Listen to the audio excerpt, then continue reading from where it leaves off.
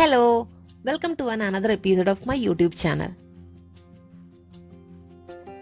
കശ്മീരിൽ നമ്മൾ എത്തിയ ദിവസം തന്നെ കണ്ട കാഴ്ചകളും അതിന്റെ മനോഹാരിതയൊക്കെയാണ് നിങ്ങൾ ഈ വീഡിയോയിലൂടെ കാണാൻ പോകുന്നത്. മോർണിംഗ് തന്നെ നമ്മൾ പോയത് ഡാൽ ലേക്കിലേക്കൂടെയുള്ള ഒരു യാത്രയിലേക്കായിരുന്നു. ആ ഒരു യാത്ര എന്ന് പറയുന്നത് നമ്മുടെ ലൈഫിൽ ഒരിക്കലും നമുക്ക് മറക്കാൻ പറ്റാത്തൊരു യാത്രയാണ്. ദാൽ ലേക്കിലെ ഏറ്റവും അട്രാക്റ്റീവ് ആയിട്ടുള്ളതും നമ്മളെല്ലാവരും എക്സ്പീരിയൻസ് ചെയ്യേണ്ടതുമായിട്ടുള്ള ഒരു കാര്യമാണ് ഷിക്കാര റൈഡ്. മുഗൾ രീതിയിലെ അലങ്കാരപ്പണികളൊക്കെ ആക്കിയിട്ടുള്ള ഒരു വഞ്ചിയാണ് ഈ ഷിക്കാര എന്ന് പറയുന്നത്. അവിടുത്തെ പ്രദേശവാസികള് അവിടുത്തെ അവരുടെ ആവശ്യത്തിനും അതുകൂടാതെ നമ്മളെപ്പോലുള്ള ഗസ്റ്റുകൾ അവിടെ പോകുമ്പോൾ നമ്മൾ ഈ ഒരു ലേക്ക് മൊത്തം കറങ്ങി കാണിക്കാനും ഒക്കെ ഉപയോഗിക്കുന്ന ഒരു വഞ്ചിയാണ് ഈ ഷിക്കാര. അതുകൂടാതെ തന്നെ അവിടുത്തെ ഏറ്റവും വലിയ പ്രധാനപ്പെട്ട ഒരു കാര്യം എന്ന് പറയുന്നത് നമ്മൾ ഈ റൈഡ് പോകുമ്പോൾ നമുക്ക് മനസ്സിലാവും ഒരുപാട് കച്ചവടക്കാർ ഇങ്ങനെ വരുന്നുണ്ടാവും നമുക്ക് ചുറ്റും. हिंदी में पूरा छोटा छोटा, राइट? केरला में इसको बोलता कोंगो को, जानता वो? ये इसको बोलता कोंगो. हिंदी में बोलता केसर. केसर. इंग्लिश में बोलता साफरान. केरला में बोलता उन्नो. രണ്ട് മൂന്ന് അഞ്ച് അഞ്ച് ആറ് പത്ത്, റൈറ്റ്? നമുക്കിങ്ങനെ ഓൾമോസ്റ്റ് ഒരു 1 hour 1.5 hour ഒക്കെ വേണ്ടിക്കിൽ തിരഞ്ഞെടുക്കാൻ പറ്റും. അതായത് നമ്മൾ പൈസ കൂട്ടി കൊടുക്കുന്നതിനനുസരിച്ച് അവർ നമ്മളെ വീണ്ടും വീണ്ടും കുറേ ദൂരത്തോളം പോയി കാണിക്കും. അല്ലെങ്കിൽ പിന്നെ ആ റൗണ്ട് മാത്രം പോയിട്ട് ഇങ്ങ് വരികയും ചെയ്യും. പക്ഷേ അതിലേറ്റവും പ്രധാനപ്പെട്ട ഒരു കാര്യം എന്ന് പറയുന്നത് നമ്മൾ ഈ പോകുന്ന സമയത്തൊക്കെ നമുക്ക് 1 മിനിറ്റ് പോലും ഫ്രീ ആവാത്ത രീതിയിൽ ഓരോരോ കച്ചവടക്കാർ അവരുടെ സാധനങ്ങൾ വിൽപ്പനക്കായിട്ട് നമ്മൾ എടുത്തു വന്നിട്ടുണ്ടായിരുന്നു. ചില സമയത്ത് നമുക്ക് തോന്നി അയ്യോ എന്താ ഇവരൊന്നും പോവാത്തേന്ന്. പക്ഷെ എന്നാലും അങ്ങനെ ബോറടിക്കാനും നമ്മളെ വിടാതെ അവരിങ്ങനെ ഓരോന്ന് വന്ന് സംസാരിക്കുമ്പോൾ നമുക്ക് അവരുമായിട്ട് കൂടുതൽ ഇന്ററാക്ട് ചെയ്യാനും അതുപോലെ തന്നെ അവരുടെ ഓരോ സംസാരങ്ങളൊക്കെ കേട്ട് അവരുടെ കൂടെ തിരിച്ചും സംസാരിച്ച് അങ്ങനെ കുറേ നേരം സ്പെൻഡ് ചെയ്യാനൊക്കെ പറ്റി. പിന്നെ ദാൽ ലേക്കിൽ നമ്മൾ കാണുന്ന ബ്യൂട്ടിഫുൾ ആയിട്ടുള്ളൊരു കാര്യം എന്ന് പറയുന്നത് ഫ്ലോട്ടിംഗ് മാർക്കറ്റ് ആണ്. പുലർച്ചെയാണെങ്കിൽ നമുക്ക് കുറച്ചും കൂടി ആൾക്കാർ വരുന്നതും പോകുന്നതും ഒക്കെ കാണാൻ പറ്റും. കാരണം ആ ഒരു ടൈമിലാണ് അവർ പച്ചക്കറികളും അവരുടെ സാധനങ്ങളും ഷോളും എല്ലാം കൊണ്ടുവരുന്നത്.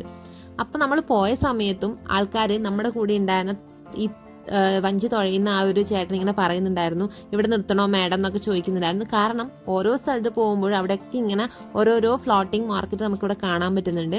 അപ്പോൾ ആടുന്ന് നമ്മളിങ്ങനെ ഓരോ സാധനങ്ങൾ നമ്മൾക്ക് അനുസരിച്ചിട്ട് നമുക്ക് വാങ്ങാം. ഇഷ്ടമുള്ള സാധനങ്ങളൊക്കെ അവർ നിർത്തരും, അതിനനുസരിച്ച് നമുക്ക് വാങ്ങാനൊക്കെ പറ്റും. അതിൻ്റെ ഇടയിൽ നമ്മൾ ഒരേ ഒരു സാധനമാണ് വാങ്ങിയത്, കാവ ചായ. അപ്പം അത് കുടിച്ചിട്ട് നമുക്ക് അത്ര വലിയ ടേസ്റ്റ് ഒന്നും തോന്നിയില്ല. പക്ഷെ ആ ഒരു എക്സ്പീരിയൻസ് എന്ന് പറയുന്നത് ഭയങ്കര അടിപൊളിയായിരുന്നു. എൻ്റെ കൈക്ക് ഇപ്പം വെള്ളാകി ഉണ്ടോ വെച്ചാൽ ഒന്നും അറിയില്ല. നല്ല തണുപ്പ് ഇപ്പം 0 ഡിഗ്രി സെൽഷ്യസ് എഴുതിയിട്ടത്.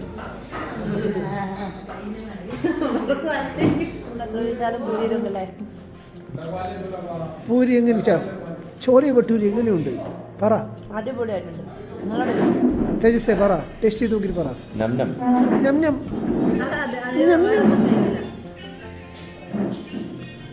പറ എന്തുണ്ട് ഇവിടുത്തെ ചോലിയ ഭട്ടൂരി എങ്ങനെയുണ്ട് നാട്ടിൽ കമ്പയർ ചെയ്യുമ്പോൾ? സൂപ്പർ. വിശപ്പുകൊണ്ട് പറയുന്നതാണോ അതോ നല്ലുണ്ടോ? റിയലി അമേസിംഗ് ആണോ? അമേസിംഗ്. ഓക്കെ, നമ്മളൊന്ന് കഴിക്കട്ടെ. ഓക്കെ ശരി. ഗൈസ്, നമ്മൾ ആഫ്റ്റർനൂൺ പോവുകയാണ്. നമ്മുടെ അമ്പലത്തിലേക്കാണ് പോകുന്നതെന്നാണ് പ്രതീക്ഷ.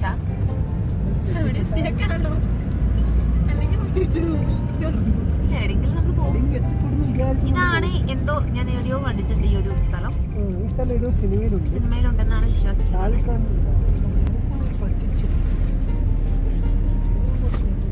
ഭക്ഷണമൊക്കെ കഴിച്ചിട്ട് നമ്മൾ നേരെ പോകുന്നത് എവിടെയാണെന്ന് ആ സമയത്ത് നമുക്കൊരു ഐഡിയ ഉണ്ടായിരുന്നില്ല. കാരണം നമ്മളോട് നമ്മളെ ഡ്രൈവർ പറഞ്ഞു ഇങ്ങനൊരു സ്ഥലമുണ്ട് നമുക്ക് അവിടെ പോവാന്ന്. പിന്നെ അമ്പലം എന്ന് കേട്ടപ്പോൾ ഞാൻ ചാടി ഇറങ്ങി എന്തായാലും പോയി കാണാന്ന് വിചാരിച്ചിട്ട്. അതെനിക്ക് മനസ്സിലായി. നമ്മൾ ഈ കാശ്മീർ ട്രിപ്പിൽ one of the best experience എന്ന് തന്നെ വേണം ഈ ഒരു സ്ഥലത്തിന് വേണ്ടി പറയാൻ വേണ്ടിയിട്ട്. കാരണം നമ്മൾ ഒട്ടും എക്സ്പെക്ട് ചെയ്യാതെ പോയൊരു സ്ഥലമാണ്. പക്ഷെ ഏതൊരു നിമിഷം ആരെന്നോട് ചോദിച്ചാലും ഞാൻ റെഡി ആയി പോവാൻ, ഇനിയും പോവാൻ, ഇനി എത്ര വേണമെങ്കിലും പോകാൻ വേണ്ടി റെഡി ആയിക്കുന്ന ഒരു സ്ഥലം കൂടിയാണിത്. നമ്മളൊരു വൈകുന്നേരം ആയപ്പോഴാണ് അവിടെ എത്തിയത്. 5 മണിക്ക് ശേഷം അവിടെ പ്രവേശനമില്ല. ഒരുപാട് സ്റ്റെപ്പുകൾ കയറിയിട്ടാണ് നമ്മൾ ആ ഒരു അമ്പലത്തിൻ്റെ മുകളിലേക്ക് എത്തുന്നത്. പക്ഷേ ആ ഒരു എക്സ്പീരിയൻസ് എന്ന് പറഞ്ഞു കഴിഞ്ഞാൽ എനിക്കറിയില്ല എങ്ങനെ വാക്കിലൂടെ നിങ്ങളോട് പറയണമെന്ന്. അത്രയും മനോഹരമായിട്ടുള്ള ഒരു എക്സ്പീരിയൻസ് തന്നെയാണ്. അത് വീഡിയോ ഇട്ട് ആസ്വദിക്കുകയാണ്.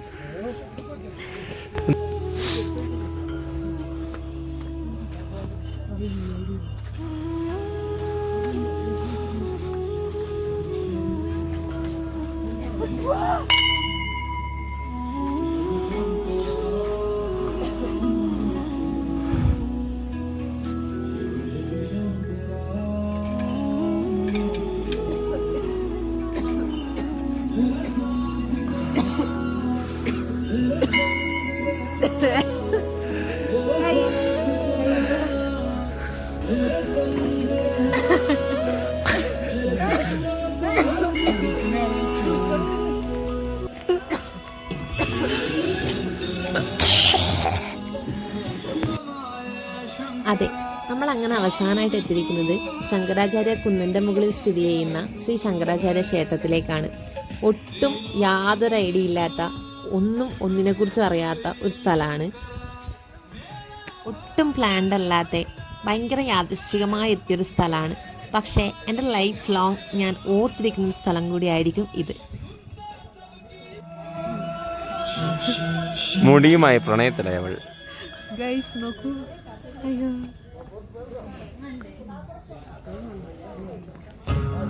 നിങ്ങൾ ഈ കേട്ടോണ്ടിരിക്കുന്നത് ഞാൻ ബാക്ക്ഗ്രൗണ്ട് മ്യൂസിക് കൊടുത്തൊന്നും അല്ല കേട്ടോ. നമ്മൾ ആ 240 സ്റ്റെപ്പോളം കയറി വരുമ്പം നമ്മൾ കേൾക്കുന്നതാണ്. അതായത് ഈ മുകളിൽ തന്നെ ഈ പാട്ട് ഇങ്ങനെ വെച്ചിട്ടുണ്ടാവും. ശ്രീ ശങ്കരാചാര്യർ തപസ് ചെയ്ത് ശിവദർശനം കിട്ടിയൊരു സ്ഥലം കൂടിയാണ് ഇത് എന്നാണ് അറിയപ്പെടുന്നത്. സെക്യൂരിറ്റി ചെക്കും കാര്യങ്ങളും ഒക്കെ കഴിഞ്ഞിട്ടാണ് നമ്മൾ ഈ അമ്പലത്തിൻ്റെ മുകളിലേക്ക് കയറുന്നത്. മലമുകളിലായതുകൊണ്ട് തന്നെ നമുക്ക് അവിടെ നിന്ന് നോക്കിയാൽ താഴെ കാണുന്ന ഒരു വ്യൂ എന്ന് പറയുന്നത് ഭയങ്കര ബ്യൂട്ടിഫുള്ളാണ്. ഏറ്റവും ടോപ്പിൽ എത്തിക്കഴിഞ്ഞാൽ നമുക്ക് ചെറിയൊരു ഇടവാഴിയാണ് നമുക്കുള്ളിലേക്ക് കടക്കാനുള്ളത്. അവിടെ വലിയൊരു ശിവഭഗവാന്റെ പ്രതിഷ്ഠ കൂടെയാണ് ഉള്ളത്. പോകുന്നില്ല.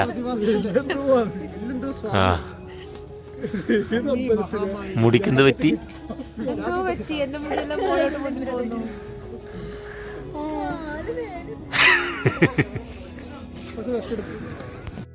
നമ്മൾ പോയ സമയത്ത് നല്ല തണുപ്പായിരുന്നു. അത് കൂടാതെ തന്നെ അത്രയും വലിയ മുകളിലേക്ക് കയറുകയും വേണം.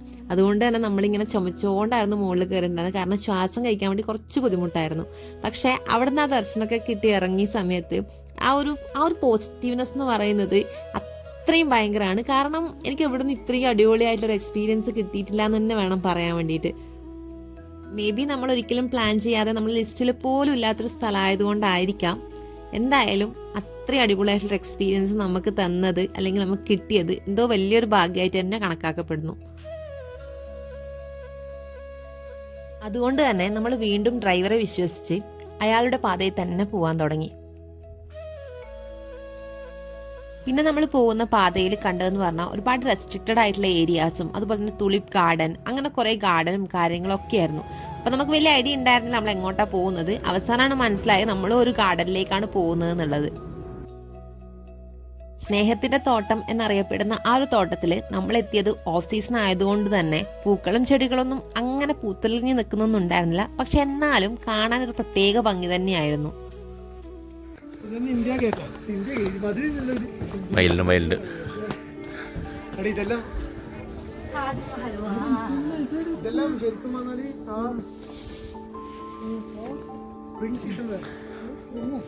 ആ സ്പ്രിംഗ് ഉണ്ടാവും വീട്ടിൽ നേരം.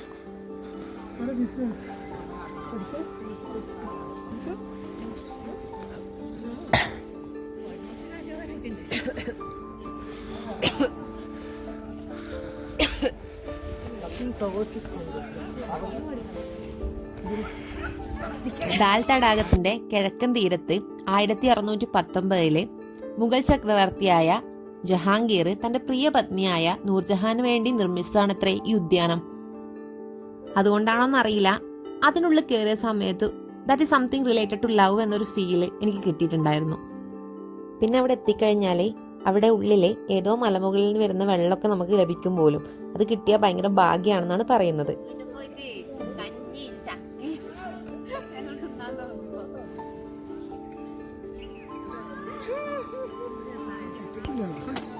രസമില്ല ഏ ചാറ്റ് മസാല ആയിരിക്കും.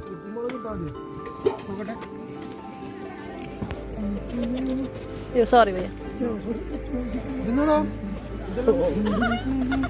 ഗാർഡനിൽ നിന്ന് ഇറങ്ങുമ്പോഴത്തേക്കും സന്ധ്യ ആയിട്ടുണ്ടായിരുന്നു. ചുറ്റും ബാങ്കുവിളിയും കാര്യങ്ങളും ഒക്കെ കേൾക്കുന്നുണ്ടായിരുന്നു.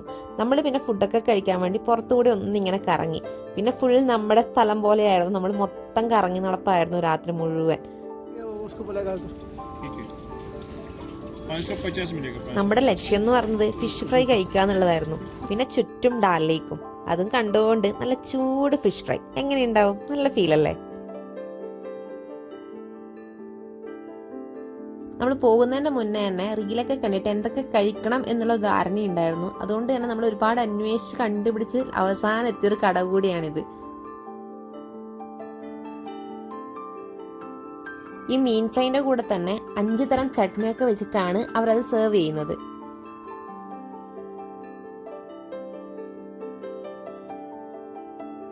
കശ്മീർ വരുന്ന പ്ലാൻ ചെയ്ത സമയത്ത് കുറച്ച് ഫുഡ് ഐറ്റംസ് എല്ലാം ട്രൈ ചെയ്യണമെന്ന് വിചാരിച്ചിട്ടുണ്ടായിരുന്നു. അതിൻ്റെ അകത്താണ് ഫിഷ് ഫ്രൈ, ട്രോട്ട് ഫിഷിൻ്റെ, അതായത് ഇവിടുത്തെ ഈ ഫ്രഷ് വാട്ടറിൽ തന്നെ ഉണ്ടാവുന്ന കുറച്ച് ഫിഷിൻ്റെ കാര്യങ്ങളൊക്കെ ട്രൈ ചെയ്യണം നമുക്കുണ്ടായിരുന്നു. അപ്പോൾ ഈ ഡാൽ ലേക്കിൻ്റെ തൊട്ടിപ്പുറത്തുള്ള 18ഉം 19ഉം ഉള്ള സൈഡിലൊക്കെയാണ് ഇത് പൊതുവെ ഉണ്ടാകുന്നത്. അപ്പോൾ ഇപ്പം ഞാൻ വന്നിരിക്കുന്നത് റോയൽ ഫിഷ് ഫ്രൈ എന്ന് പറഞ്ഞിട്ടുള്ള കടയിൽ നിന്ന് ട്രൈ ചെയ്യാൻ വേണ്ടിയിട്ടാണ്. ഇപ്പോൾ നമ്മൾ ഓൾറെഡി ഓർഡർ കൊടുത്തിട്ട് അവരിപ്പോൾ പ്രിപ്പയർ ചെയ്തുകൊണ്ടിരിക്കുകയാണ്.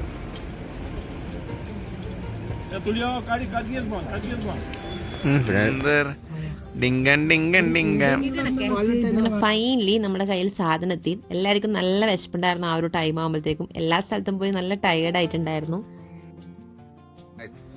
പറയൂ. മീനൊരു നോർമൽ മീനാണ്, വലിയ ഫ്ലേവർ കാര്യമൊന്നുമില്ല. പക്ഷേ സൂപ്പർ രസമുണ്ട്. 5 തരം ചട്നിയെല്ലാം വെച്ചിട്ട് ഈ ഒരു തണുപ്പത്ത് നമുക്ക് കഴിക്കാൻ പറ്റുന്ന ഒരു രീതിയിൽ തന്നെയുള്ള ഒരു ഫുഡായിരുന്നു. കുഴപ്പമില്ല, സുഖം, നല്ലുണ്ട്.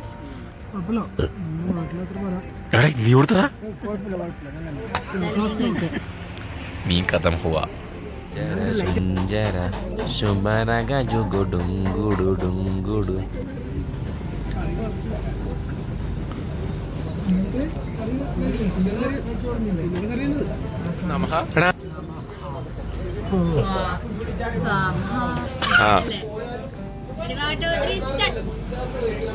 വീഡിയോ കാണൂലടാ, അത് വീഡിയോ കാണും. നമ്മുടെ കശ്മീരിലെ ഫസ്റ്റ് ഡേ എന്ന് പറയുന്നത് ഭയങ്കര ബ്യൂട്ടിഫുൾ ആയിരുന്നു. അപ്പം എൻ്റെ കൂടെ യാത്രയിൽ കൂടി എല്ലാവർക്കും താങ്ക് യു.